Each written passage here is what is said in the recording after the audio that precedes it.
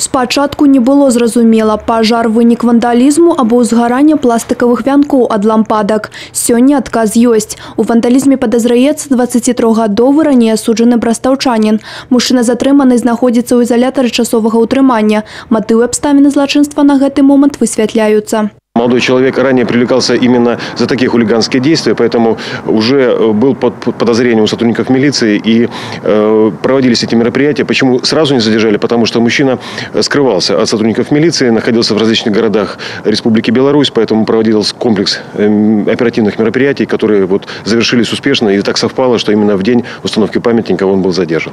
Сімвалічна, што затрыманне падазронага ў вандалізме супала з днём завяршэння аднаўлення пашкоджанага манумента. Франтальная частка помніка поўнасцю выгарала, таму 17 ліпеня памятны знак быў накіраваны ў Мінск на прадпрыемства «Белрэстаўрацыя». Там і былі праведзены аднаўленчыя работы. А 28 лістапада манумент вярнуўся на старое месца. На яго аднаўленне затрачана каля 30 000 рублёў. Большасць сродкаў з гарадскога бюджэту, але частку ахвяравалі неабыякавыя брастаўчане і арганізацыі.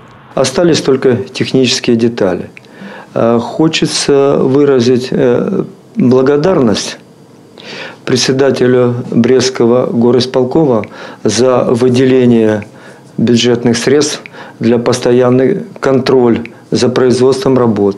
Дабрачыны рахунак для збору сродкаў на аднаўленне помніка закрыты, а грошы, якія засталіся, пералічаны брэсцкаму спецпрадпрыемству для закупкі камер відэаназірання. Анастасія Цукун, Александр Сівіцкі, тэлерадыёкампанія «Брэст».